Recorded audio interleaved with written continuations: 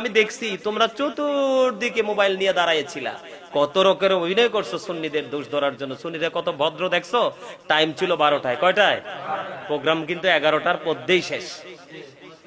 কোনো চুরি নাই, কোনো ডাকাতি নাই। একজনে সিগারেট খাইছে, এটা ভিডিও করে ছাইরা দিছো, আমাদের পুরো প্রোগ্রামটাকে ব্লান করে দিছে, পুরো সৌন্দর্য নষ্ট করে দিছে। আরে বিয়ে, তুমি তো ব্যাক কলের তো একটা ক্লাস আছে, তুমি কোন ক্লাসের ব্যাক কল? হ্যাঁ, যেটার কোনো ক্লাস নাই ওই ক্লাসের ব্যাককল তুমি।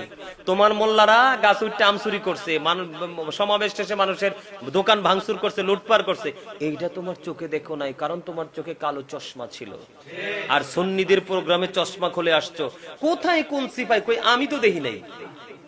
আমি কি, আমরাও দেখি নাই। কত হাজার হাজার লাখ লাখ মানুষ আমরা দেখি নাই কে সিগারেট খাইছে। এরা সুন্নিদেরকে কত ভয় পায়, সুন্নিদের দোষ ধরার জন্য কত আগ্রহী। কোন সিপাই যাইয়া কোন বেড়ায় বিড়ি খাইছে, এই বিড়ির ভিডিও করে না অনলাইনে দিছে এবং লাইভও ছেড়ে দিছে। লজ্জা করে না? লজ্জা করে না তোমাদের? তোমাদের মোল্লারা কি করছে তোমরা দেখো না? তখন সাউন্ড কই থাকে? ডিব্বায় ভরে রাখো সাউন্ড। আর সুন্নিদের ক্ষেত্রে সাউন্ড প্রয়োগ করতে আসো। সুন্নিরা কারো দালাল না, সুন্নিরা কাউকে মাথায় তোলেও না, আর হুট করে মাথা থেকে ফালাইয়া মাজাও ভাঙে না।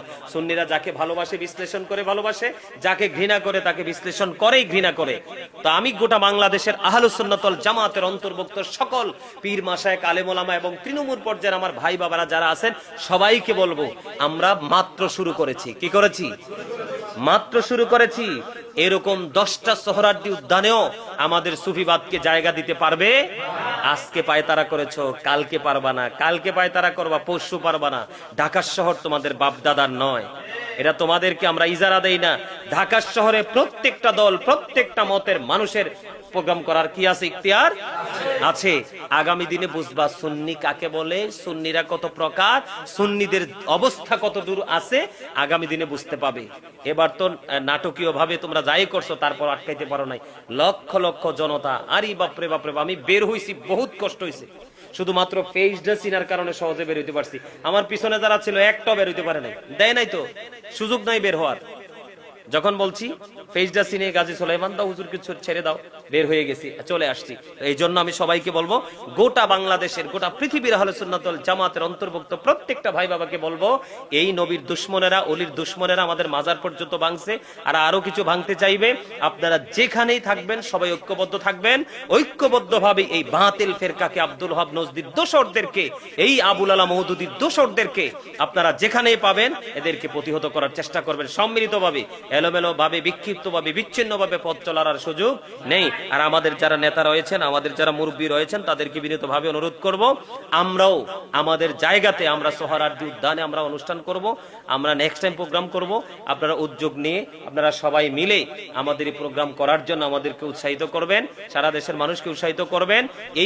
এই নবীর দুশমনদের, অলির দুশমনদের, আমাদের এগেনিস্ট পার্টিদের না, ঢাকা শহর গোটা বাংলাদেশের মানুষের সবার অধিকার আছে। তারা মাইক পেন বন্ধ করে দিয়েছে, বায়তুল মোকাররমের ওযুখানা বন্ধ করে দিয়েছে। কত বড় বেয়াদব হতে পারে!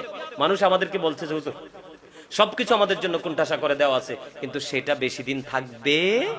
আজ হোক আর কাল হোক, তোমরা 14 গোষ্ঠী মিলে আমাদের আটকানোর চেষ্টা করছো, আটকাতে পারো নাই।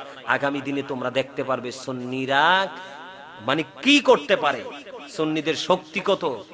সব গাড়ি তো আসেই নাই, সব মানুষ তো আসে নাই, এমনিতেই জায়গায় জায়গায় সিকিউরিটি রাখছো। প্রেস ক্লাবের ভিতরে তোমরা বৈশা রয়েছো মহড়া নিয়া, লাভ নাই তো। সুন্নিরা অসভ্য না, সুন্নিরা বেয়াদব না, সুন্নিরা চোর না, সুন্নিরা ডাকাত না, সুন্নিরা নবী প্রেমিক, ওলি প্রেমিক, কোরআন হাদিস প্রেমিক। আল্লাহ আমাদেরকে এই প্রেম নিয়ে জীবন চলার এবং আগামী দিনে অন্যায়ের বিরুদ্ধে প্রতিবাদ করার তৌফিক দান করুক। সকলে বলুন আমিন।